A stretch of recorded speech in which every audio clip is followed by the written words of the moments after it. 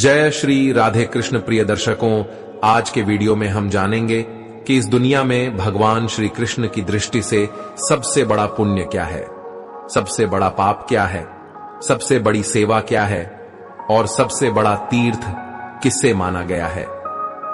तो दोस्तों, भगवान श्री कृष्ण की इस बात को जानने के लिए वीडियो को अंत तक पूरा देखिए, तभी आप यह बात पूरी समझ पाएंगे। साथ ही कमेंट में जय श्री राधे कृष्णा जरूर लिखे। तो मित्रों, चलिए जानते हैं। मित्रों, हम भगवान के बारे में केवल तब सोचते हैं जब उनसे कुछ चाहते हैं।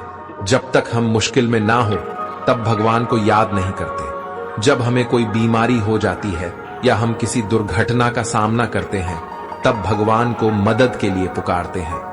जब तंगी हो या नौकरी छूट जाए तब हम भगवान के आगे प्रार्थना की बौछार कर देते हैं। ज्यादातर इस प्रकार की परिस्थितियों में ही हम भगवान को याद करते हैं। प्रार्थना करते समय हम भगवान के साथ सौदेबाजी भी करते हैं। हम कहते हैं, हे भगवान, अगर आप मेरी मनोकामना पूरी करेंगे तो मैं आपके लिए यह करूंगा। आप मुझे वह दे दो तो मैं आपके लिए ऐसा करूंगा। क्या परमात्मा को वास्तव में हमसे कुछ चाहिए? भगवान से अपनी प्रार्थनाएं को पूरा करवाने के लिए हम उनसे सौदेबाजी न करें, क्योंकि भगवान हमसे इस भौतिक दुनिया का कुछ नहीं चाहते।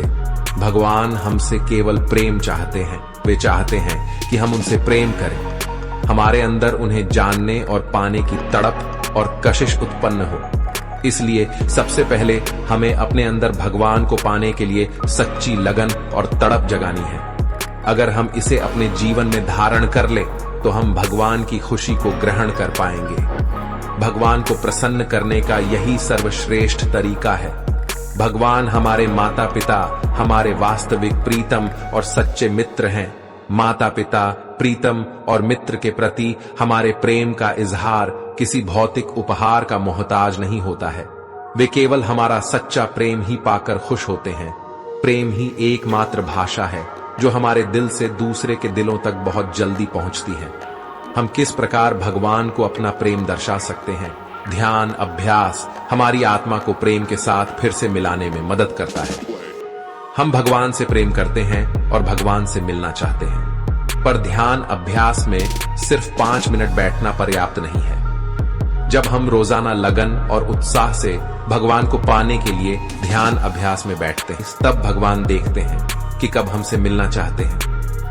संत महापुरुष प्रतिदिन 2.5 घंटे दिन का 10वां हिस्सा हमें ध्यान अभ्यास में देने की हिदायत देते हैं। जब हम सच्ची लगन के साथ ध्यान अभ्यास में बैठते हैं तब हमें भगवान की दया और मदद अवश्य मिलती है, ताकि हम अपने लक्ष्य तक बड़ी तेजी से पहुंच सके। भगवान के प्रति प्रेम दर्शाने का दूसरा तरीका है निष्काम सेवा। सारी सृष्टि भगवान की संतान है। जब हम बिना स्वार्थ से दूसरों की सेवा करते हैं तो हम भगवान की सेवा करते हैं। ईक्ष माता पिता खुश होते हैं जब लोग उनके बच्चों की मदद करते हैं। इसी प्रकार जब हम किसी भी प्रकार से भगवान के बच्चों की मदद करते हैं तो भगवान प्रसन्न होते हैं। एक सबसे बड़ी चीज जो मनुष्य कर सकता है वह दूसरों की सेवा करना है, क्योंकि भगवान हमसे यही चाहते हैं। अगर हम अपने जीवन में इन गुणों को धारण करेंगे तो हम देखेंगे कि ऐसा करने से न सिर्फ हमारे जीवन में खुशियां आएंगी, बल्कि इससे औरों का जीवन भी सुख व शांति से भरपूर होगा। और सबसे ज्यादा खुशी हमें इस बात की होगी कि हम वह कर रहे हैं जो भगवान हमसे चाहते हैं।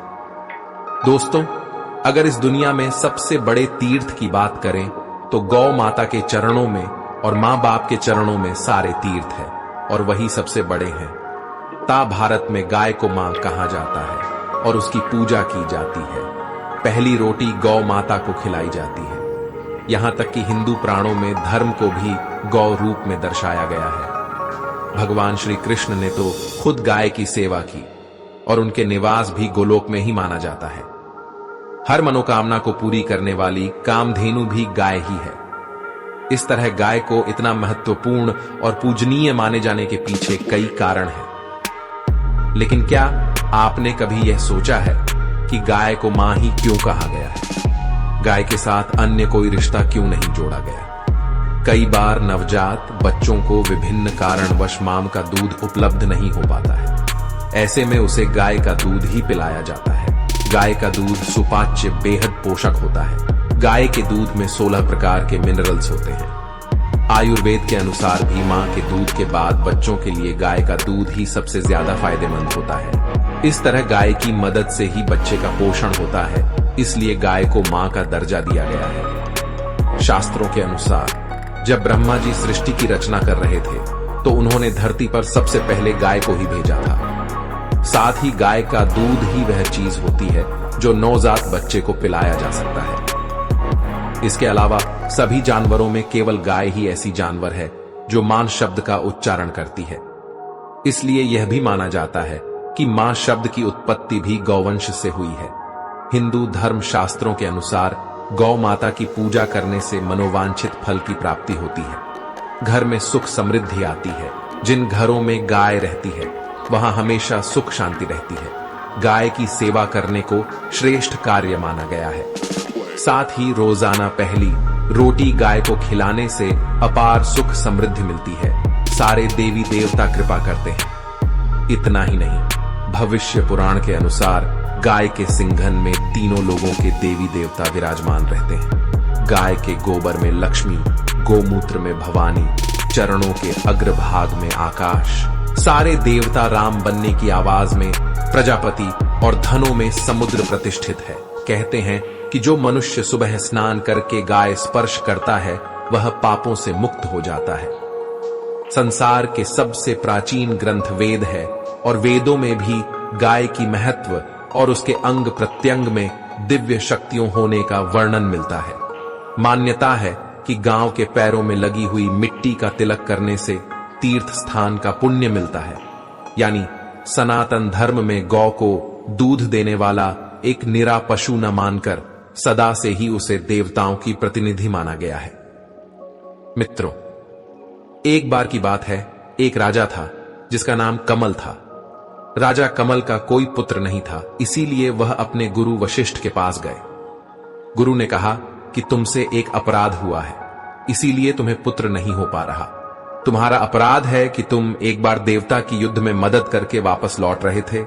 रास्ते में देवताओं को भी भोग और मोक्ष देने वाली काम धेनु एक विशाल वट वृक्ष के नीचे आराम कर रही थी और अन्य कई गौ माताएं चारा चर रही थी। बस शीघ्रतावश तुमने अपना विमान रोककर नीचे उतरकर कामधेनु माता एवं गौ माता को प्रणाम नहीं किया, अनजाने में मार दिया। जबकि रास्ते में कहीं भी गोवंश दिखे उनको राह देते हुए दाएं होकर प्रणाम करना चाहिए। यह बात तुम्हें भी गुरुजनों ने पूर्व में बताई थी। यहां गौ अपराध और गुरु आज्ञा का उल्लंघन हुआ, इसलिए तुम्हारे यहां पुत्र की प्राप्ति नहीं हो सकती। जरा सोचो, हम तो कभी प्रणाम नहीं करते, क्या हमारे पुत्र होंगे? आजकल पुत्र कहां पैदा हो रहे हैं? आजकल तो लड़के पैदा हो रहे हैं। महाराजा कमल गुरुजी के पास जाकर रोने लगे। गुरुजी, कोई तो उपाय होगा।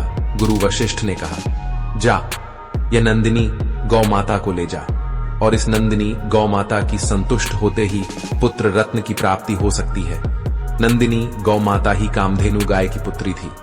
अब तुम्हें पुत्र केवल गौ माता दे सकती है। राजा कमल ने नंदिनी गौ माता की बहुत सेवा की। जब गौ माता चले तो वह भी चलते थे, जब गौ माता खाए तभी वह खाते थे। एक दिन गौ माता ने कमल राजा की परीक्षा करनी चाही। जैसे ही प्रकृति का सौंदर्य निहार रहे थे, राजा कमल की दृष्टि पड़ी। फिर नंदिनी गौ माता गुफा में चली गई। उस गुफा में एक शेर था। शेर ने गौ माता को पकड़ लिया और गौ माता करुण पुकार कर डकारने लगी और राजा कमल से मदद की गुहार लगाने लगी। याद रहे, राजा कमल गुरु कृपा से छर अचर सभी प्राणियों की भाषा समझ लेते थे। सी कमल राजा ने शेर के ऊपर जैसे ही धनुष बाण संधान किया, उनका हाथ जहां का वाहन जाम हो गया। वह निशक्त से हो गए, क्योंकि यह सब खेल नंदिनी गाय का था। उन एक रूप भगवती दुर्गा भी है, वही देव दानव यक्ष किन्नर और मानवों को शक्ति प्रदान करती है। यहां तक कि भगवान शिव की पराशक्ति भी यह गौ माता ही है। जब हाथ जाम हो गया राजा का, तब राजा कमल मुंह से ही चिल्लाए, मेरे गुरुजी की गौ माता को छोड़ दो और बदले में मुझे खा जाओ। मुझे कोई दुख नहीं होगा, मगर हे सिंह राजा, आपने इस नंदिनी गाय को आघात पहुंचाया तो मुझे जीते जी भी मरा ही समझो। शेर ने कहा कि अरे तू तो एक राजा है, मुझे गाय को खाने दे और वशिष्ठ जी को। इस गाय के बदले दूसरी 1000 गाय दे देना। क्यों ऐसी बेवकूफी कर रहा है? कमल ने कहा, नहीं, इस गौ माता को छोड़ दे और मुझे खा ले। बस, मैं और कुछ नहीं जानता, बस गौ माता हमसे इतना प्यार चाहती है। और गौ माता ने राजा से कहा कि बस, मैं तुमसे प्रसन्न हूं, मैं तो तुम्हारी परीक्षा ले रही थी। ऐसा कहकर माता ने अपना समस्त वैभव राजा को दिखा दिया और राजा ने कहा कि मुझे पुत्र चाहिए, और गौ माता की कृपा से कमल राजा ने रघु जैसा पुत्र प्राप्त किया, जिनके नाम पर ही रघुवंश चला। इसी रघुवंश में आगे जाकर स्वयं भगवान राम के रूप में नारायण प्रकट हुए। तो दोस्तों, इस प्रकार हमें गौ माता की हमेशा सेवा करनी चाहिए और कभी भी उसका अपमान नहीं करना चाहिए। और जब भी हमारे दरवाजे पर गौ माता आए तो उसे रोटी जरूर देनी चाहिए, क्योंकि वह आपके दरवाजे पर आपसे रोटी ही तो लेने आती है। दोस्तों, कहा जाता है कि माता पिता की श्रद्धा और समर्पण भाव से सेवा समस्त तीर्थों के समान है। कहा जाता है कि माता पिता की सेवा से ही पुत्र या पुत्री का जीवन यश कीर्ति व पुण्यशाली होता है।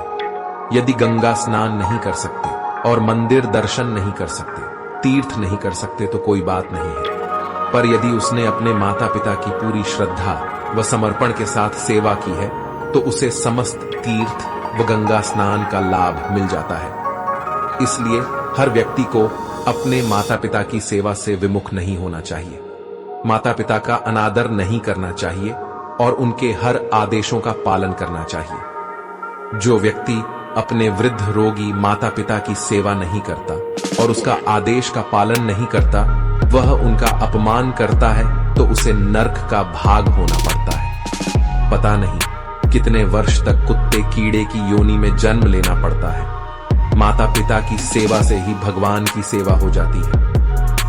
एक पुत्र के लिए अपने माता पिता की सेवा ही समस्त तीर्थ, ईश्वर की भक्ति सेवा तथा पूजा पाठ से कहीं अधिक बढ़कर है।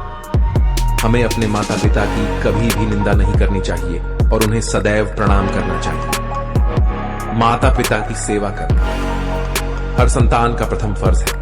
जो लोग अपने माता पिता का आदर और सम्मान करते हैं, उनकी हर छोटी बड़ी जरूरत का ध्यान रखते हैं, ऐसे लोग सभी के प्रिय और देवता का आशीर्वाद प्राप्त करते हैं। अगर कोई 4 धाम का दर्शन करके आ जाए, अगर माता पिता की सेवा नहीं करता तो उसका 4 धाम जाना व्यर्थ है, क्योंकि माता पिता में भगवान वास करते हैं। जिसने माता पिता की सेवा की, उसने भगवान की सेवा की। माता के चरणों में स्वर्ग का सुख है।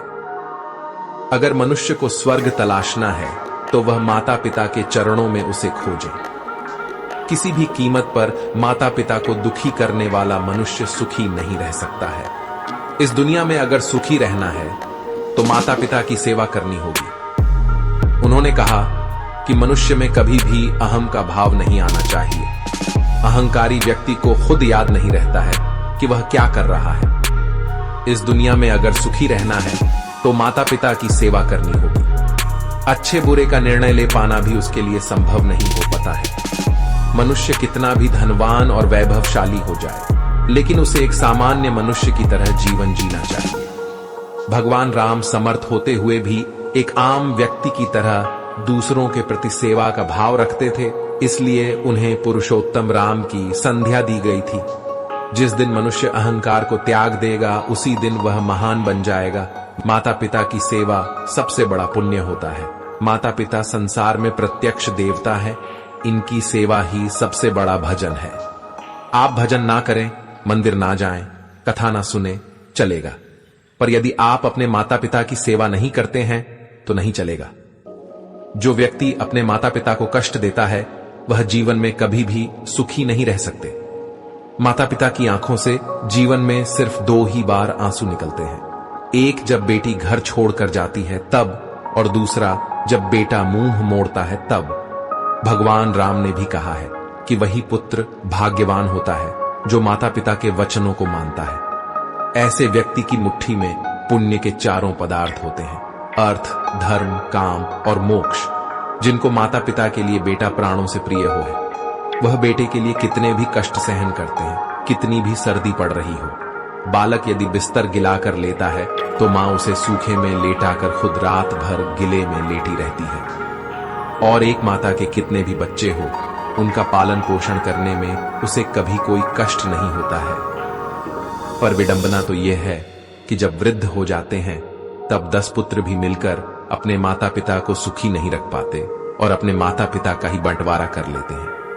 मां को किसी और बेटे के पास रहना पड़ता है और पिता को किसी और बेटे के पास कहा जाता है कि घर को घर नहीं कहते, बल्कि स्त्री का नाम ही घर है। स्त्री अगर चाहे तो अपने घर को बैकुंठ बना दे। बालक की प्रथम गुरु मां होती है। माताएं कभी यह ना सोचे कि मेरा बच्चा जब तक स्कूल में रहता है तभी तक पढ़ाई करता है। बच्चा देखता है मेरी मां क्या कर रही है, पिता क्या कर रहा है। इसलिए बच्चों के सामने कभी अनुचित शब्दों का प्रयोग नहीं करना चाहिए। अपने बच्चों को अच्छे संस्कार देना चाहिए।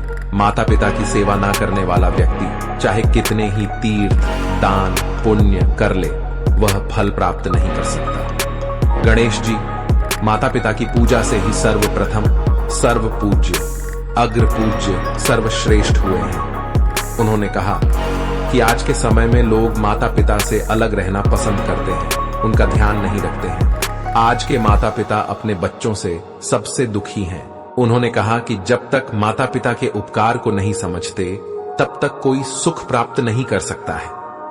इसलिए सभी बच्चों को चाहिए कि वह अपने माता पिता की सेवा करें। सबको सेवा में प्रेरणा लेनी चाहिए। इस संसार में अलग अलग तरीके के लोग होते हैं। कुछ लोग बुरे होते हैं जो जिंदगी भर पाप करते रहते हैं। वही कुछ लोग बहुत अच्छे होते हैं जो कि कभी भी पाप करने के बारे में सोचते तक नहीं है और अच्छे कर्म ही करते रहते हैं। मुरलीधर ने कहा था कि संसार का सबसे बड़ा महापाप किसी औरत की इज्जत से खेलना है। जो व्यक्ति किसी औरत की इज्जत के साथ खेलता है वह इस दुनिया का सबसे बड़ा पाप करता है। नारी शक्ति ऐसी शक्ति है जिसका अंदाजा लगाना बहुत ही मुश्किल है। नारी को संसार में सबसे ज्यादा पूजनीय माना गया है। नारी का अपमान पूरे ब्रह्मांड को बर्बाद कर देने के बराबर होता है। संसार में नारी हर रूप में अपने बच्चों का पालन पोषण करती है, जिसे हम प्यार की भाषा में कहते हैं। यही नारी अलग अलग रूप में ममता का सागर होती है। वह कभी मां, कभी पत्नी, कभी बहन, हर रूप में केवल स्नेह और ममता ही बांटती है। हर ग्रंथ में कहा गया है कि नारी का सम्मान करना चाहिए, अन्यथा नारी को कष्ट देने वाला व्यक्ति पापों का भोगी बनता है। मनुस्मृति में कहा गया है कि जहां नारी व स्त्री की पूजा, सत्कार, मान सम्मान तथा आदर नहीं होता, वहां दिव्य गुणों से मनुष्य व देवता निवास नहीं करते। वहां सभी व्यवस्थाएं व क्रियाएं निष्फल होती हैं। इसका अर्थ यह भी है कि जिस समाज में नारी का सम्मान व आदर नहीं होता, जहां नारियों के अपमान, तिरस्कार, बलात्कार, उनको जलाने, दहेज के लिए कष्ट देने, उनको भोग की वस्तु समझने आदि जैसे कुछ सिद्ध होते हैं, वहां देवता नहीं अपितु अज्ञानी, मूर्ख, राक्षस व राक्षसी प्रवृत्तियों के लोगों का निवास रहता है। वहीं जो भी जातक यह कुकर्म करते हैं उन्हें जन्म जन्मांतर तक इसकी सजा भुगतनी होगी। दुनिया के किसी भी धर्म एवं धर्म ग्रंथों में जीव हत्या करने का अधिकार किसी को नहीं दिया गया। जीव को जन्म देना और उसकी मौत होना ईश्वरीय कार्य बताए गए हैं। अजन्म में शिशु को, चाहे वह कन्या को अथवा पुत्र, गर्भ में ही समाप्त कर देना जघन्य अपराध भी और धर्म अनुसार महापाप भी है। चौबद्ध धर्म ग्रंथों के अनुसार महाभारत काल में योगीराज कृष्ण ने अमृत को प्राप्त करने वाले गुरु द्रोण के पुत्र अश्वत्थामा को भ्रूण हत्या के प्रयास दंड देते हुए उसकी अमूल्य धरोहर मणि छीन ली थी, जिसके अभाव में शक्ति विहीन हो गया था। उल्लेखनीय है कि अभिमन्यु की पत्नी उत्तरा के गर्भ में पल रहे शिशु को मारने का प्रयास अश्वत्थामा ने किया था। तब उसकी रक्षा के लिए स्वयं भगवान कृष्ण ने उत्तरा के गर्भ में प्रवेश कर भ्रूण रक्षा की थी। यही कारण है धर्म ग्रंथ में जीव अथवा भ्रूण हत्या के विरोधी है। धर्म ग्रंथों के अनुसार नारी को शक्ति का स्वरूप माना गया है। इसके लिए हर युग में महापुरुषों ने उसकी पूजा की है। नारी ने अपने गर्भ से महापुरुषों के साथ साथ ईश्वरीय शक्ति को भी जन्म दिया है। यही कारण कि नारी को जगत जननी एवं सृष्टि निर्माता भी कहा गया है और सृष्टि को समाप्त करने का अधिकार पृथ्वी लोक वासियों को किसी भी धर्म ग्रंथ ने नहीं दिया है। यही कारण है कि भ्रूण हत्या पाप ही नहीं, महापाप भी है। इस पाप के लिए पापी को 100 जन्मों तक नरक के कष्टों को झेलना होता है। देखा जाए तो महाभारत के युद्ध में एक से एक पाप हुए, लेकिन क्या अश्वत्थामा का पाप इतना बड़ा था कि भगवान श्री कृष्ण ने उसे श्राप दे दिया। रामायण के मुकाबले जितना छल और पाप महाभारत में हुआ, उसकी गिनती तक नहीं की जा सकती। दोनों तरफ से छल हुए, दोनों तरफ से मरने वालों की गिनती असंख्य रही, लेकिन जीतने भी लोगों की मृत्यु हुई, रणभूमि में हुई। दुर्योधन दुशासन जैसे पापी और अधर्मी भी या तो जंग में मरे या फिर जंग में लगी चोटों के कारण, यानी सभी को स्वर्ग लोक की प्राप्ति हुई। भगवान का कभी ऐसा समय नहीं आया जब उन्होंने पांडवों को हार से बचाने की कोशिश नहीं की। उन्होंने कई ऐसे निर्णय तक लिए जो धर्म के अनुकूल नहीं थे। श्री कृष्ण अपने संपूर्ण ईश्वर के रूप में थे, इसलिए वह जानते थे कि बिना छल के पांडवों अर्थात धर्म की जीत असंभव है। लेकिन यह जो कुछ भी हुआ सब रणभूमि में हुआ, इसलिए यह बात करना व्यर्थ है। अब बात करते हैं कि भगवान श्री कृष्ण ने अश्वत्थामा को श्राप क्यों दिया। इसके लिए आपको जानना होगा कि अश्वत्थामा ने आखिर पाप क्या किया था। जब महाभारत का युद्ध खत्म हो चुका था तो दुर्योधन घायल अवस्था में एक जगह लेटा हुआ था। उसके भीतर प्रतिशोध की ज्वाला अभी भी धड़क रही थी। तभी दुर्योधन के पास अश्वत्थामा पहुंच गया। अश्वत्थामा जानता था कि दुर्योधन की कुछ ही सांस शेष बची है। दुर्योधन ने अश्वत्थामा से कहा, वह मरे इससे पहले पांडवों की मृत्यु देखना चाहता है। अश्वत्थामा दुर्योधन का बहुत घनिष्ठ मित्र था, बिल्कुल कर्ण की तरह। अश्वत्थामा ने दुर्योधन को वचन दिया कि वह 5 पांडवों का अंत कर देगा। यह बोलकर अश्वत्थामा पांडवों के कक्ष की ओर चुपके से चला गया। जब पांडवों के कक्ष में गया तो देखा कि 5 पांडव सो रहे थे। क्योंकि रात का समय था, इसलिए किसी का चेहरा नहीं दिख रहा था। अश्वत्थामा ने उनकी गहरी निद्रा का फायदा उठाते हुए सभी को मार दिया। इसके अलावा शिखंडी और दुष्ट धीमन की भी छल से हत्या कर देता है। इसके बाद वह दुर्योधन को जाकर बताता है कि उसने प्रतिशोध ले लिया है। जैसे ही दुर्योधन यह सच सुनता तो प्रसन्नता से ही उसकी मृत्यु हो जाती है। इसके बाद जब सभी पांडवों को यह बात पता चलती है तो क्रोधित होकर उसके पीछे चल पड़ते हैं। पांडवों को अपने पीछे आता देख मृत्यु के भय से अश्वत्थामा पांडवों के ऊपर ब्रह्मास्त्र चला देता है, जिसे रोकने के लिए अर्जुन को भी ब्रह्मास्त्र चलाना पड़ता है। श्री वेद व्यास जी के रोकने पर अर्जुन तो अपना ब्रह्मास्त्र वापस ले लेते हैं, किंतु अश्वत्थामा अपने ब्रह्मास्त्र को अभिमन्यु की पत्नी उत्तरा के गर्भ की ओर मोड़ देता है। यह देखकर भगवान श्री कृष्ण क्रोधित हो जाते हैं और सुदर्शन चक्र चलाकर अश्वत्थामा के माथे की मणि निकाल लेते हैं और उसको श्राप देते हैं। श्री कृष्ण के श्राप अनुसार अश्वत्थामा की मृत्यु कभी नहीं होगी। उसके शरीर में जख्म भर आएंगे जिनकी पीड़ा असहनीय होगी। हर जख्म से मवाद निकल आएगा। अश्वत्थामा की सबसे बड़ी गलती यह रही कि पांडव पुत्र की हत्या के बाद भी उसे गलती का एहसास नहीं हुआ। उसने क्षमा मांगने की बजाय ब्रह्मास्त्र को अभिमन्यु की पत्नी उत्तरा के गर्भ की ओर मोड़ दिया। उत्तरा के पेट में अभी बच्चे का भ्रूण ही था। इस तरह वह पाप का भागीदार बन गया था। श्री कृष्ण का श्राप एक तरह से चेतावनी थी भविष्य के लोगों के लिए। जो भ्रूण हत्या करेगा उससे बड़ा पापी दुनिया में कोई और ना होगा। अश्वत्थामा ने जो कार्य किया उसमें ना तो वीरता थी और ना ही किसी प्रकार की कर्तव्य परायणता। उसने पाप किया था जिसकी सजा मिलना जरूरी था। उसे मिला श्राप लोगों को याद दिलाता रहेगा कि अधर्म को युगों तक दुख भोगना ही पड़ेगा। अहंकार मनुष्य को हमेशा विनाश की ओर ले जाता है, जबकि सहज एवं विनम्र मनुष्य हमेशा विकास की ओर बढ़ता है। उन्होंने कहा कि दीन दुखियों की सेवा करके हम कई जन्म का पुण्य प्राप्त कर सकते हैं। मनुष्य को हमेशा अपने मन में सेवा का भाव रखना चाहिए। मित्रों, भगवान श्री कृष्ण कहते हैं कि व्यर्थ की चिंता क्यों करते हो और व्यर्थ में ही डरते हो। तुम्हें कौन मार सकता है? आत्मा ना पैदा होती है ना ही मरती है। जो हुआ वह अच्छा हुआ, जो हो रहा है वह भी अच्छा ही है, जो होगा वह भी अच्छा ही होगा। जो बीत गया उसका तुम पछतावा न करो और भविष्य की चिंता भी न करो, अभी तो वर्तमान चल रहा है। इस युद्ध में तुम्हारा क्या गया जो तुम रो रहे हो? तुम क्या लेकर आए थे जो खो दिया? तुमने क्या पैदा किया था जो खो दिया? तुम न कुछ लेकर आए थे न कुछ लेकर जाओगे। जो कुछ लिया था यहीं से लिया था, जो दिया यहीं पर दिया। जो कुछ भी तुम्हें मिला वह भगवान से मिला, जो तुमने दिया वह भी भगवान को ही दिया। तुम खाली हाथ ही यहां आए थे और खाली हाथ ही जाओगे। जो आज तुम्हारे पास है वह कल किसी और के पास होगा, परसों किसी और के पास होगा। तुम इस सत्य समझकर खुश रहो, बस यही बात तुम्हें अंदर से खुश कर सकती है। परिवर्तन ही तो संसार का नियम है। जिसे तुम मृत्यु समझते हो वही तो एक नया जीवन है। इस संसार में तुम एक ही क्षण में अरबों के स्वामी बन जाते हो तो वही दूसरे पल दरिद्र बन जाते हो।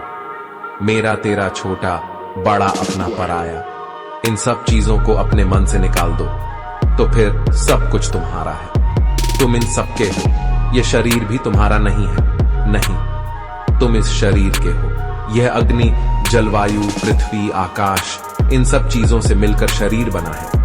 आखिरकार इन सब में ही मिल जाएगा, लेकिन यह आत्म स्थिर है। तुम्हें अपने आप को भगवान के सहारे छोड़ देना चाहिए।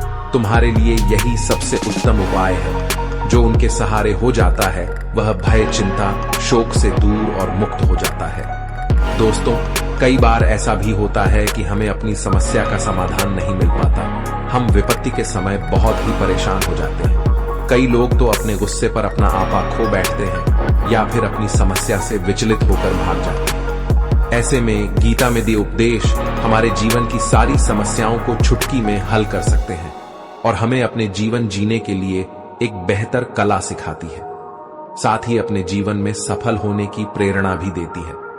महाभारत के युद्ध के दरमियान भगवान श्री कृष्ण ने अर्जुन को गीता के उपदेश बताया, जिसे सुनकर अर्जुन को ज्ञान की प्राप्ति हुई थी। गीता का उपदेश केवल अर्जुन के लिए नहीं था, बल्कि यह संपूर्ण मानव प्रजाति के लिए है। भागवत गीता के एक श्लोक में भगवान श्री कृष्ण ने मानव शरीर की तुलना एक कपड़े के टुकड़े से की है। मतलब मनुष्य शरीर एक ऐसा कपड़ा है जिसे आत्मा अपने हर जन्म में बदलती रहती है। इसका मतलब मनुष्य का शरीर आत्मा के लिए एक अस्थायी वस्त्र की तरह है, जिसे उसे अपने हर जन्म में बदलना होता है। गीता का यह उपदेश हमें यह सिखाता है कि हमें मनुष्य आत्मा से प्यार करना चाहिए, उनकी पहचान उनकी आत्मा से करनी चाहिए। हमें मनुष्य के शरीर से आकर्षित नहीं होना चाहिए। मनुष्य के भीतर ही मन को समझना ही उचित होता है। जो लोग मनुष्य के शरीर से ही केवल प्यार करते हैं, ऐसे लोगों के लिए गीता का उपदेश बहुत कुछ सीखने वाला साबित हो सकता है। गीता के इस उपदेश में भगवान श्री कृष्ण ने यह बताया है कि इंसान को जन्म मरण के चक्र के बारे में जान लेना चाहिए, क्योंकि मनुष्य के जीवन का एकमात्र सच जो है वह मृत्यु है। क्योंकि जिस भी इंसान ने इस दुनिया में जन्म लिया है उसे एक ना एक दिन इस संसार को छोड़कर जाना ही पड़ेगा, और यही इस दुनिया का अटल सत्य है। लेकिन इस बात से भी नकारा नहीं जा सकता कि हर इंसान अपनी मौत से भयभीत रहता है। इसलिए मनुष्य को जीवन की अटल सच्चाई को जान लेना चाहिए और अपनी वर्तमान की खुशियों को भी खराब नहीं करना चाहिए। भगवान श्री कृष्ण ने बताया है कि क्रोध से मनुष्य को भ्रम पैदा होता है, वह अपनी बुद्धि का विनाश कर बैठता है। क्रोध में जब मनुष्य की बुद्धि काम नहीं करती है, तब मनुष्य का तर्क वितर्क करने की क्षमता नष्ट हो जाती है और व्यक्ति का वही नाश हो जाता है।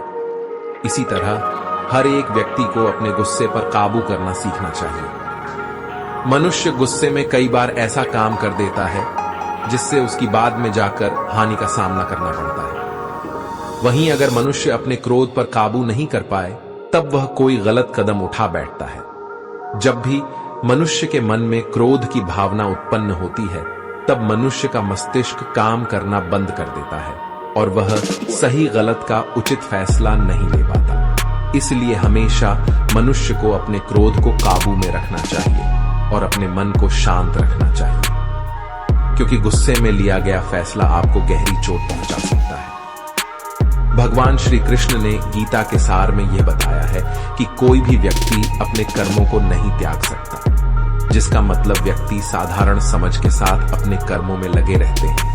उन्हें अपने कर्म से हटाना या त्यागना नहीं चाहिए, क्योंकि वह ज्ञानवादी नहीं बन सकते हैं। वही अगर मनुष्य अपने कर्मों से पीछा छुड़ा ले या अपने कर्म करना बंद कर दे, तब वह अपने रास्ते से भटक जाता है। संसार का नियम है जिसके मुताबिक मनुष्य को अपने कर्मों को करते रहना होगा। जो व्यक्ति अपने कर्मों से बचना चाहता है वह अपने कर्म को करना बंद कर देता है। ऐसी परिस्थिति में वह मनुष्य मन ही मन में डूबता जाता है, अर्थात जिस व्यक्ति का जो स्वभाव होता है वह उसी के मुताबिक अपने कर्मों को करता है। गीता के सार में मनुष्य के देखने के नजरिया के बारे में भी कुछ बातें बताई गई हैं। इसमें लिखा गया है, जो व्यक्ति ज्ञान को और कर्मों को एक रूप से देखता है उस व्यक्ति का नजरिया सही है। अज्ञानी पुरुष के पास ध्यान नहीं होता, इसी वजह से वह हर किसी भी चीज को गलत नजर से ही देखते हैं। गीता के सार में ऐसे मनुष्य के बारे में भी बताया गया है जो मनुष्य अपने मन को काबू में नहीं रख पाते। ऐसे लोग का मन इधर से उधर भटकता रहता है। ऐसे मनुष्य का मन उनके लिए शत्रु के समान काम करता है, क्योंकि मन व्यक्ति के मस्तिष्क पर बहुत गहरा प्रभाव डालता है। जब मनुष्य का मन स्थिर रहता है तो वह व्यक्ति भी सही तरीके से अपना काम करता है। गीता के सार में यह भी बताया गया है कि मनुष्य को सबसे पहले अपनी खुद का आकलन, मतलब खुद के बारे में जान लेना चाहिए। खुद की काबिलियत और क्षमता को जानना ही मनुष्य को आत्मज्ञान की प्राप्ति कर सकता है। जब तक मनुष्य खुद के बारे में जान नहीं लेगा, तब तक उस मनुष्य का उद्धार नहीं हो सकता। श्री भागवत गीता में श्री कृष्ण ने यह भी बताया है कि हर एक मनुष्य को अपने आप पर पूरा पूरा भरोसा करना चाहिए, क्योंकि जो लोग खुद पर विश्वास करते हैं वह अवश्य ही सफलता प्राप्त करते हैं। ऐसा भी बताया जाता है कि जो व्यक्ति जैसा विश्वास करता है आखिरकार वैसा ही बन जाता है।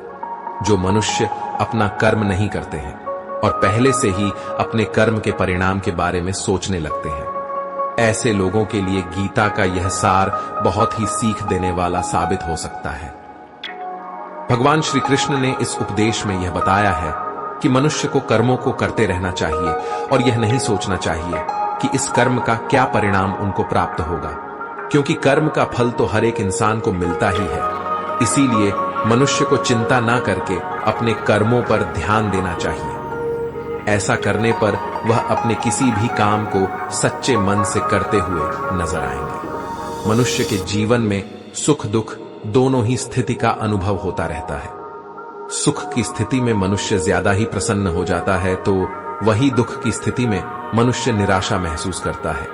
इसलिए सुख और दुख दोनों ही स्थिति में मनुष्य को अपने मन पर काबू रखकर उसे रखना ही योग्यता कहलाता है।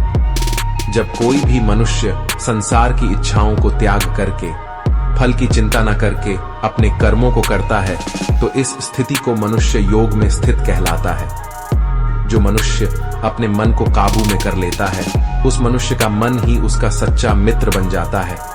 लेकिन जो मनुष्य अपने मन को काबू में नहीं कर पाता, उसके लिए उसका मन ही उसका सबसे बड़ा दुश्मन साबित होता है। वही जो मनुष्य अपने मन पर विजय प्राप्त कर ले, तो उसको परमात्मा की प्राप्ति हो जाती है। इसका मतलब जिस भी मनुष्य को ज्ञान की प्राप्ति हो जाती है, उसके लिए सुख दुख, सर्दी गर्मी और मान अपमान सब एक समान हो जाता है। गीता में बताए गए उपदेश को अगर कोई भी व्यक्ति सच्चे मन से जीवन में पालन करे, तो अवश्य ही वह व्यक्ति एक सफल इंसान बन सकता है। जो लोग पूरे विश्वास के साथ अपने लक्ष्य को पाने के लिए कोशिश करते रहते हैं, वह निश्चित अपने लक्ष्य को पा ही लेते हैं। इसके लिए किसी भी मनुष्य को अपने लक्ष्य को पाने के लिए लगातार निरंतर कोशिश करते रहना चाहिए। भगवान श्री कृष्ण ने यह समझाया है कि किसी भी व्यक्ति को तनाव और चिंता से दूरी बनाकर रखनी चाहिए, तभी जाकर वह एक सफल इंसान बन सकते हैं। क्योंकि मनुष्य को सफल होने में तनाव एक बाधा की तरह बीच में आता है। श्री भागवत गीता में भगवान श्री कृष्ण ने अपने इस उपदेश में ऐसा बताया है कि मनुष्य को अपने कामों को प्रथम प्राथमिकता देनी चाहिए। सबसे पहले अपने जरूरी काम को पूरा करें, उसके बाद ही किसी और का काम को करें। अन्यथा दूसरों का काम पूरा करने के चक्कर में वह मनुष्य अपना ही काम पूरा नहीं कर पाता। श्री भागवत गीता में भगवान श्री कृष्ण ने यह भी उपदेश दिया है कि संसार में एक ही भगवान के अनेक स्वरूप है और संसार में लोग भगवान के अलग अलग स्वरूप की पूजा भी करते हैं, क्योंकि वह उनके अलग अलग रूपों पर भरोसा करते हैं। लेकिन मनुष्य को इस बात का भी ज्ञान होना चाहिए कि सभी भगवान एक ही भगवान का स्वरूप है। तेई मनुष्य के अच्छे और बुरे दोनों ही भगवान का शक्तियों का रूप है, अर्थात ब्रह्मांड में जितने देवता है वह सारे ही देवता एक ही भगवान का अनेक स्वरूप है। जिनकी मनुष्य कभी पीपल के रूप में पूजा करते हैं तो कोई पहाड़ के रूप में, भगवान अनगिनत है जिनका कोई अंत नहीं है। लेकिन मनुष्य अपनी अपनी आस्था के अनुसार अपने देवी देवताओं की पूजा करते हैं। लेकिन सत्य यही है कि सारे देवी देवता हैं, एक ही भगवान का स्वरूप है। भगवत गीता सार में भगवान श्री कृष्ण ने ऐसा भी कुछ बताया है कि जो मनुष्य अगर सच्चे मन से भगवान की पूजा आराधना करते हैं, अपना पूरा ध्यान सच्चे मन से भगवान की ओर लगाते हैं, तो उन लोगों को अवश्य ही सिद्ध की प्राप्ति होती है। भगवान श्री कृष्ण कहते हैं कि जो मनुष्य अपने शरीर के सभी इंद्रियों पर काबू पा लेते हैं और सुख और दुख सभी परिस्थितियों में समान भाव से रहता है और संसार के सभी प्राणियों के हित में लगा रहता है, ऐसे मनुष्य पर ईश्वर की कृपा हमेशा बनी रहती है।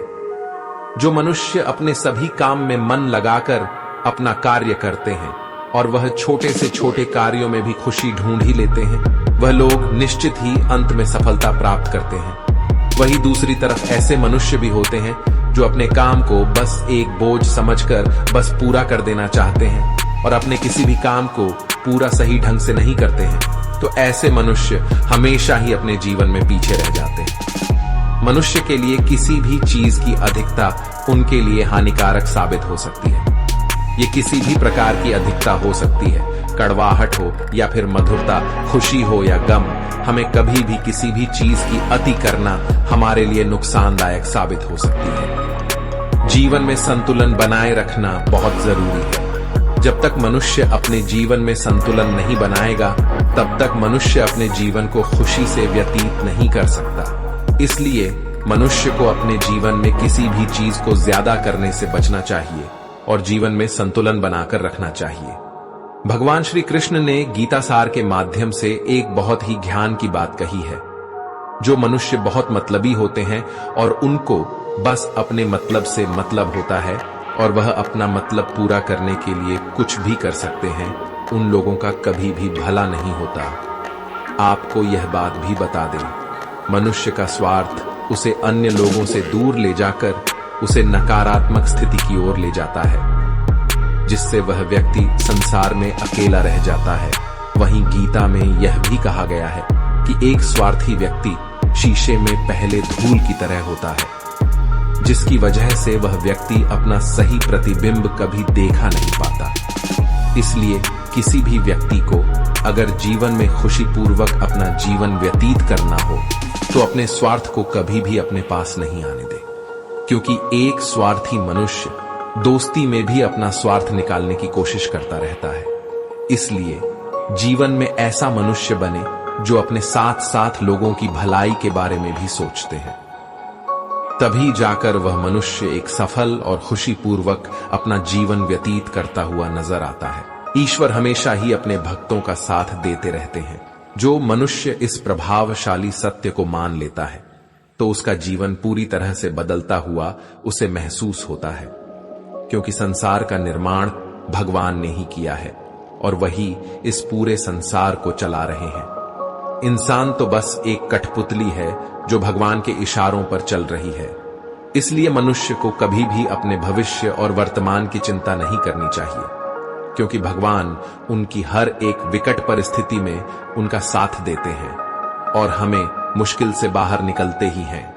इसलिए हम सबको ईश्वर पर सदैव भरोसा रखना चाहिए, क्योंकि भगवान जो भी करते हैं वह अच्छे के लिए ही करते हैं। हमारे साथ जो भी होता है, भले ही वह हमें उसे समय बुरा लगे, लेकिन आगामी समय में उसके अच्छे परिणाम मिलते हैं। भगवान श्री राम को भी वनवास मिला था, जिसे उन्होंने स्वीकार किया और संपूर्ण मानव जाति को रावण के अत्याचार से मुक्त किया था। इसलिए भगवान जो भी करते हैं वह अच्छे के लिए होता है।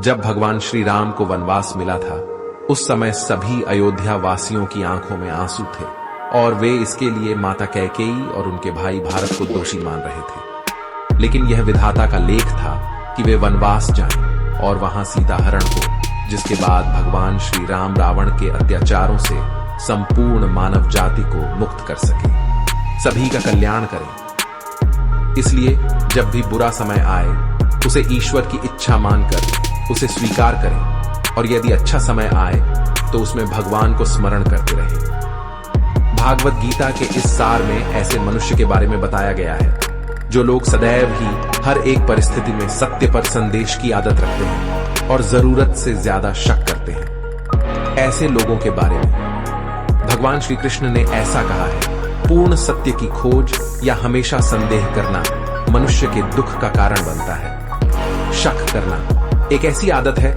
जो मजबूत से मजबूत रिश्ते को भी खतरे में डाल देती है। वही जिज्ञासा होना एक अलग बात है, लेकिन पूरी तरह से सत्य की खोज या फिर संदेह करना उसको दुख प्रदान करती है। और शक करने वाले इंसान के पास अंत में पछतावे के अलावा कुछ भी नहीं रहता। महाभारत के युद्ध के दरमियान भगवान श्री कृष्ण द्वारा दिए गए गीता उपदेश को लोग अगर अपने जीव में उतारे तो आप निश्चित ही जीवन में सफल हो सकते हैं। वासुदेव श्री कृष्ण के अनुसार छल कपट ही मनुष्य जीवन का सबसे बड़ा पाप कर्म है। श्री कृष्ण कहते हैं, व्यक्ति काम, लोभ और क्रोध तीनों के वश में होकर पाप करता है। जीव हत्या सबसे बड़ा पाप है। अनावश्यक हरे पेड़ को काटना भी पाप है। कृष्ण कहते हैं, मनुष्य जिस भावना से अपना कर्म करता है उसी के हिसाब से वह पाप और पुण्य में बदलता है। वैसे तो हम ये जानते हैं कि ऐसा कोई भी कार्य जो किसी को दुख या कष्ट पहुंचाने के उद्देश्य से किया जा रहा हो, अनुचित हो, वह पाप की श्रेणी में आता है। वही दूसरी तरफ अगर इस कार्य का उद्देश्य किसी का हित करना हो, किसी की भलाई करना हो या किसी जरूरतमंद की सहायता करना हो तो उसे पुण्य कहा जा सकता है। लालच और कुछ नहीं बल्कि उसकी तीव्र इच्छा का ही परिणाम है, जबकि क्रोध एक तरह की कुंडली दीक्षा है। इसीलिए श्री कृष्ण वासना तीव्र इच्छा को ही सभी बुराइयों की जड़ बताते हैं। जब अर्जुन युद्ध से पहले घबरा गया था और उसे लग रहा था कि वह कोई बड़ा पाप करने जा रहा है, तब श्री कृष्ण ने उसे गीतासार सुनते हुए पाप और पुण्य की व्याख्या से परिचित करवाया था। श्री कृष्ण के अनुसार अपने कर्तव्य पद से भागना और दूसरों की निजता का हनन करना ही पाप है और अपने कर्तव्यों का पालन संपूर्ण निष्ठा और ईमानदारी से करना ही पुण्य है। हिंसा, चोरी करना, चुगलखोरी, निष्ठुर भाषण, झूठा व्यवहार, भेदयुक्त बातों से दिल दुखाना, नास्तिकता और अवैध आचरण, यह सब पाप कर्म के प्रकार है। इन्हें शरीर, वाणी और मन से छोड़ देना ही उचित है। कृष्ण कहते हैं, हे अर्जुन, जैसे सूर्य उदय होते ही रात का अंधकार नष्ट हो जाता है, वैसे ही ज्ञान का प्रकाश अज्ञानता के अंधकार को नष्ट कर देता है। फिर मनुष्य परमात्मा की तरफ जाने वाले रास्ते से कभी नहीं भटकता। ज्ञान का साक्षात्कार होने के कारण यह बात मनुष्य के समझ में आ जाती है कि कैसे एक ही कर्म पाप और वही कर्म पुण्य कैसे होता है। अर्जुन असमंजस की स्थिति में आकर कहते हैं, है केशव, एक ही कर्म पाप और पुण्य कैसे हो सकता है? तब श्री कृष्ण अर्जुन से कहते हैं, मान लो एक मनुष्य किसी कमजोर बूढ़े मनुष्य का धन लूटने के लिए उसकी हत्या कर देता है, तो वह क्या है? अर्जुन कहते हैं कि यह तो पाप है। और यदि एक दुष्ट मनुष्य किसी स्त्री के सम्मान का हनन कर रहा हो तो उस अबला की रक्षा के लिए यदि किसी ने उस दुष्ट की हत्या कर दी तो वह क्या होगा? अर्जुन कहते हैं, यह तो स्पष्ट है कि किसी असहाय स्त्री की रक्षा करना पुण्य ही होगा। यह सुनकर श्री कृष्ण कहते हैं, तुमने स्वयं ही अपने प्रश्न का उत्तर दे दिया है। इसको और अधिक समझाते हुए श्री कृष्ण कह रहे हैं कि यहाँ पर कर्म तो वही रहा, किसी की हत्या करना, परंतु उस कर्म के पीछे भावना क्या है, करने वाले की मंशा क्या है। इसी फर्क के वजह से एक ही कर्म पाप भी हो सकता है अथवा पुण्य भी हो सकता है। श्री कृष्ण अर्जुन से कहते हैं, मनुष्य जिस भावना से अपना कर्म करता है उसी के हिसाब से वह पाप और पुण्य में बदलता है। कर्म के इस ज्ञान के द्वारा मनुष्य को कर्म, अकर्म और विक्रम का अर्थ पता चल जाता है। श्री कृष्ण के अनुसार मनुष्य धरती पर रहकर जो भी अच्छे या बुरे कर्म करता है, उन सभी कर्मों का लेखा जोखा मृत्यु के बाद किया जाता है। उसके अनुसार ही उसे सजा और पुनर्जन्म मिलता है। ईश्वर की दृष्टि में जो आपके अच्छे कर्म होते हैं उसे पुण्य कहा जाता है, और जो बुरे कर्म होते हैं उन्हें पाप कहा जाता है। श्री कृष्ण कहते हैं कि यदि कोई मनुष्य धर्म और मर्यादा की रक्षा के लिए क्रोध करे तो वह क्रोध भी पुण्य बन जाता है। दूसरी ओर यदि किसी की सहनशीलता धर्म और मर्यादा को न बचा पाए तो वह पाप का भाग होता है। किसी भूखे को भोजन कराना चाहे, वह मनुष्य हो या जानवर, अपने सच्चे हृदय से उनका भोजन कराना, यह पहला सबसे बड़ा पुण्य है। निराश्रित मनुष्य या जानवरों को आश्रय देना, यह दूसरा सबसे बड़ा पुण्य है। यदि आपके पास ना भोजन है और ना धन है किसी को दान करने के लिए, तो आप अपनी निर्दोष वाणी से, अपने मधुर शब्दों से अन्य के दुखों को सुख में परिवर्तित कर सकते हैं, अर्थात उन्हें सुख पहुंचा सकते हैं। मित्रों, एक बार की बात है, एक राजा बहुत बड़ा प्रजापालक था। हमेशा प्रजा के हित में प्रयत्नशील रहता था। वह इतना कर्मठ और नेक दिल इंसान था कि अपना सुख, ऐसो आराम सब छोड़कर सारा समय जन कल्याण में ही लगा देता था। यहां तक कि जो मोक्ष का साधन है, अर्थात भागवत भजन, उसके लिए भी वह समय नहीं निकल पाता था। एक सुबह राजा वन की तरफ भ्रमण करने के लिए जा रहा था कि उसे एक देव के दर्शन हुए। राजा ने देव को प्रणाम करते हुए उनका अभिनंदन किया और देव के हाथों में एक लंबी चौड़ी पुस्तक देखकर उनसे पूछा, महाराज, आपके हाथ में यह क्या है? देव बोले, राजन, यह हमारा वही खाता है जिसमें सभी भजन करने वालों के नाम हैं। राजा ने निराश युक्त भाव से कहा, कृपया देखिए तो इस किताब में कहीं मेरा नाम भी है या नहीं। देव महाराज किताब का एक एक पृष्ठ पलटने लगे, परंतु राजा का नाम कहीं भी नजर नहीं आया। राजा ने देव को चिंतित देखकर कहा, महाराज, आप चिंतित ना हो, आपके ढूंढने में कोई भी कमी नहीं है। वास्तव में यह मेरा दुर्भाग्य है कि मैं भजन कीर्तन के लिए समय नहीं निकल पाता और इसीलिए मेरा नाम यहां नहीं है। उस दिन राजा के मन में आत्मघासी उत्पन्न हुई, लेकिन इसके बावजूद उन्होंने इसे नजरअंदाज कर दिया और वापस परोपकार की भावना लिए दूसरों की सेवा करने में लग गए। कुछ दिन बाद राजा फिर सुबह वन की तरफ टहलने के लिए निकले तो उन्हें वहीं देव महाराज के दर्शन हुए। इस बार भी उनके हाथ में एक पुस्तक थी। इस पुस्तक के रंग और आकार में बहुत भेद था और यह पहली वाली से काफी छोटी भी थी।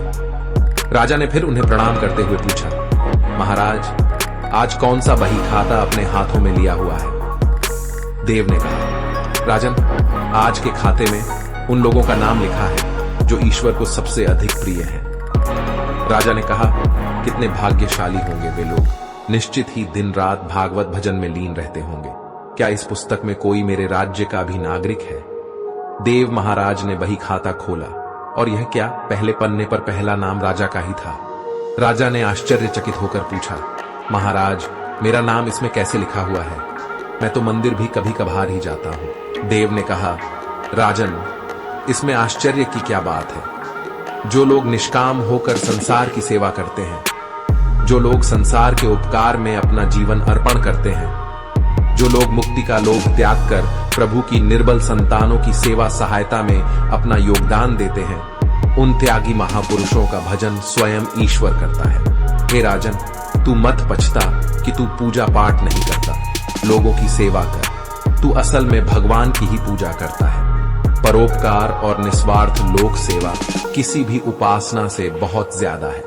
कर्म करते हुए 100 वर्ष जीने की इच्छा करो तो कर्म बंधन में लिप्त हो जाओगे। राजन, भगवान दीन दयाल है, उन्हें खुशामद नहीं भाती बल्कि आचरण भाता है। सच्ची भक्ति तो यही है कि परोपकार करो, दीन दुखियों का हित साधन करो।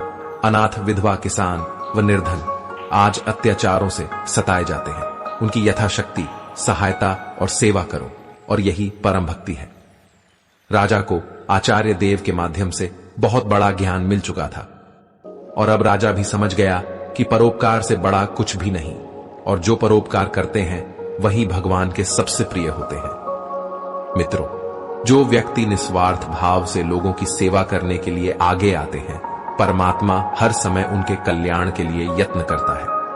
हमारे पूर्वजों ने कहा भी है, परोपकारी पुण्य भवति, अर्थात दूसरों के लिए जीना, दूसरों की सेवा को ही पूजा समझकर कर्म करना, परोपकार के लिए अपने जीवन को सार्थक बनाना ही सबसे बड़ा पुण्य है।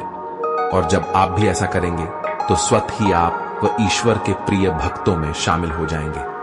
मित्रों, एक बार की बात है, एक राजा था।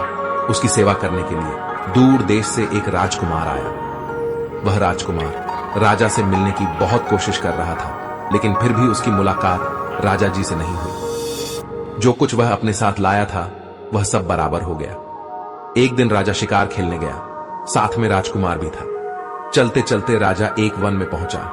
वहां उसके नौकर चाकर सब पीछे छूट गए। राजा के साथ अकेला वह राजकुमार रह गया। उसने राजा को रोका। राजा ने उसकी ओर देखा तो पूछा, तू इतना कमजोर और लाचार क्यों हो? राजकुमार ने कहा, इसमें मेरे कर्म का दोष है। मैं जिस राजा के पास रहता हूं वह हजारों को पालता है, पर उसकी निगाह मेरी ओर नहीं जाती है। राजन, यह 5 चीज आदमी के पैदा होते ही विधाता उसके भाग्य में लिख देता है: आयु, कर्म, धन, विद्या और यश। राजन, जब तक आदमी का पुण्य उदय रहता है तब तक उसके बहुत से दास रहते हैं। जब पुण्य घट जाता है तो भाई भी बैरी हो जाते हैं। पर एक बात है, स्वामी की सेवा बेकार नहीं जाती, कभी ना कभी फल मिल ही जाता है। यह सुन राजा के मन पर उसका बड़ा असर हुआ। कुछ समय घूमने के बाद वे नगर में लौट आए। राजा ने उसे अपनी नौकरी में रख लिया। उसे बढ़िया बढ़िया बहुत ही अच्छे कपड़े और गहने दिए। एक दिन राजकुमार किसी काम से कहीं गया। रास्ते में उसे देवी का मंदिर मिला। उसने अंदर जाकर देवी की पूजा की। जब वह बाहर निकाला तो देखा कि उसके पीछे एक सुंदर स्त्री चली आ रही है। राजकुमार उसे देखते ही उसकी ओर आकर्षित हो गया। स्त्री ने कहा, पहले तुम कुंड में स्नान कराओ, फिर जो कहोगे सो करूंगी। इतना सुनकर राजकुमार कपड़े उतार कर जैसे ही कुंड में घुसा और गोता लगाया कि वह अपने नगर में पहुंच गया। उसने जाकर राजा को सारा हाल कह सुनाया। राजा ने कहा, यह अचरज मुझे भी दिखाओ। दोनों घोड़े पर सवार होकर देवी के मंदिर पर आए। अंदर जाकर दर्शन किए और जैसे ही बाहर निकले कि वह स्त्री प्रकट हो गई। राजा को देखते ही बोली, महाराज, मैं आपके रूप पर मुग्ध हूं। आप जो कहेंगे वही करूंगी। राजा ने कहा, ऐसी बात है तो तू मेरे सेवक से विवाह कर ले। स्त्री बोली, यह नहीं हो सकता, मैं तो तुम्हें चाहती हूं। राजा ने कहा, सज्जन लोग जो कहते हैं उसे निभाते हैं, तुम अपने वचन का पालन करो। इसके बाद राजा ने उसका विवाह अपने सेवक से कर दिया। तभी उनके नगर में एक साधु संत आया। उन्होंने राजा से पूछा है, राजन, यह बताओ कि राजा और सेवक दोनों में से किसका काम बड़ा हुआ? राजा ने कहा, नौकर का। साधु ने पूछा, सो कैसे?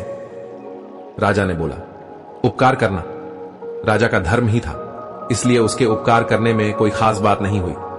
लेकिन जिसका धर्म नहीं था उसने उपकार किया तो उसका काम बड़ा हुआ। मित्रों, एक बार की बात है, श्री राम दरबार में हनुमान जी महाराज श्री राम जी की सेवा में इतने तन्मय में हो गए कि गुरु वशिष्ठ के आने का उनका ध्यान ही नहीं रहा। सभी ने उठकर उनका अभिवादन किया, पर हनुमान जी नहीं कर पाए। वशिष्ठ जी ने श्री राम जी से कहा कि राम गुरु का भरे दरबार में अभिवादन नहीं कर, अपमान करने पर क्या सजा होनी चाहिए? श्री राम जी ने कहा, आप ही बताएं। वशिष्ठ जी ने कहा, मृत्युदंड। श्री राम जी ने कहा, स्वीकार है। तब श्री राम जी ने कहा कि गुरुदेव आप बताएं कि यह अपराध किसने किया है, बता दूंगा, पर राम वह तुम्हारा इतना प्रिय है कि तुम अपने आप को सजा दे दोगे और उसको नहीं दे पाओगे। श्री राम जी ने कहा, गुरुदेव, राम के लिए सब समान है। नहीं राम, मुझे तुम्हारे ऊपर पर शंका नहीं है, पर मुझे दंड के परिपूर्ण होने पर संशय है। यदि तुम यह विश्वास दिलाते हो कि तुम स्वयं उसे मृत्यु दंड अपने हाथों से दोगे, मैं अपराधी का नाम और अपराध बताऊंगा। श्री राम जी ने पूर्ण अपना संकल्प व्यक्त कर दिया। तब वशिष्ठ जी ने बताया कि यह अपराध हनुमान जी ने किया है। हनुमान जी ने भी स्वीकार कर लिया। तब दरबार में राम जी ने घोषणा की कि कल सायंकाल सरयू के तट पर हनुमान जी को मैं स्वयं अपने अमोघ से मृत्यु दंड दूंगा। हनुमान जी के घर जाने पर उदासी के अवस्था में माता अंजनी ने देखा तो चकित रह गई कि मेरा लाल महावीर, अतुलित बल का स्वामी, ज्ञान का भंडार आज इस अवस्था में। माता ने बार बार पूछा, पर जब हनुमान चुप रहे तो माता ने अपने दूध का वास्ता देकर पूछा। तब हनुमान जी ने बताया कि यह प्रकरण हुआ है। माता, आप जानती है कि हनुमान को संपूर्ण ब्रह्मांड में कोई नहीं मार सकता, पर भगवान श्री राम के अमोघ से भी कोई नहीं बचा सकता। माता ने कहा कि हनुमान, मैंने भगवान शंकर से राम नाम मंत्र प्राप्त किया था और तुम्हें भी जन्म के साथ ही यह नाम घुटी मैंने पिलाया, जिसके प्रताप से तुमने बचपन में ही सूर्य को फल समझ मुख में ले लिया था। उस राम नाम के होते हुए हनुमान कोई भी तुम्हारा बाल भी बांका नहीं कर सकता, चाहे वह राम स्वयं भी हो। राम नाम की शक्ति के सामने राम की शक्ति और राम के अमोघ शक्ति, बाण की शक्तियां महत्वहीन हो जाएंगी। जाओ मेरे लाल, अब इसे सरयू के तट पर जाकर राम नाम का उच्चारण करना आरंभ कर दो। माता के चरण छूकर हनुमान जी सरयू किनारे राम राम राम रटने लगे। सायकाल राम अपने संपूर्ण दरबार सहित सरयू तट आए। सबको कुतूहल था कि क्या राम हनुमान को सजा देंगे। और जब श्री राम ने बार बार राम बाण अपने महान शक्तिधर अमोघ शक्ति बाण चलाए, पर हनुमान जी के ऊपर उनका कोई असर नहीं हुआ, तो गुरु वशिष्ठ जी ने शंका जताई कि राम, तुम अपनी पूर्ण निष्ठा से बालों का प्रयोग कर रहे हो। तब श्री राम ने कहा, हां गुरुदेव, मैं गुरु के प्रति अपराध की सजा देने को अपने बाण चला रहा हूं। उसमें किसी भी प्रकार की चतुराई करके मैं कैसे वही अपराध कर सकता हूं? तो तुम्हारे बाण अपना कार्य क्यों नहीं कर रहे हैं? तब श्री राम ने कहा, गुरुदेव, हनुमान राम राम की अखंड रट लगाए हुए हैं। मेरी शक्तियों का अस्तित्व राम नाम के प्रताप के समक्ष महत्वहीन हो रहा है। इससे मेरा कोई भी प्रयास सफल नहीं हो रहा है। आप ही बताएं गुरुदेव, मैं क्या करूं? गुरुदेव ने कहा, हे राम, आज से मैं तुम्हारे साथ तुम्हारे दरबार को त्याग कर अपने आश्रम जा रहा हूं, जहां राम नाम का निरंतर जप करूंगा। जाते जाते गुरुदेव वशिष्ठ जी ने घोषणा की कि हे राम, मैं जानकर मानकर यह घोषणा कर रहा हूं कि स्वयं राम से राम का नाम बड़ा है। राम नाम अपार शक्ति का सागर है। जो कोई जपेगा, लिखेगा, मनन करेगा, उसकी कामना पूर्ति होते हुए भी वह मोक्ष का भाग होगा। मैंने सारे मंत्रों की शक्तियां को राम नाम के समक्ष न्यूनतम माना है। तभी से राम से बड़ा राम का नाम माना जाता है। वह पत्थर भी तैर जाते हैं जिन पर श्री राम का नाम लिखा रहता है। मित्रों, एक बार की बात है, एक ब्राह्मण था जो कि गोस्वामी तुलसीदास जी से बहुत नफरत करता था और वह उनकी इज्जत नहीं करता था। एक बार उसकी मृत्यु हो गई। उसकी पत्नी उसके साथ सती होने के लिए जा रही थी। गोस्वामी श्री तुलसीदास जी अपनी कुटी के द्वार पर बैठे हुए भजन कर रहे थे। उसे ब्राह्मण की स्त्री ने उन्हें दूर से ही देखा तो फिर श्री चरणों में आकर इन्हें प्रणाम किया। श्री तुलसीदास जी ने उसे आशीर्वाद देते हुए कहा कि सौभाग्यवती हो। उस स्त्री ने कहा कि मेरे पति का देहांत हो गया है और मैं सती होने के लिए शमशान घाट पर जा रही हूं। तब इस आशीर्वाद का क्या अर्थ होगा? गोस्वामी जी ने कहा कि अब तो मेरे मुख से आशीर्वाद निकल चुका है।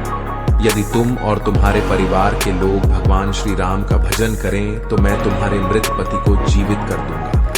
यदि काल सत्य है तो मेरे प्रभु काल के भी काल है। यह बात भी तो सत्य है।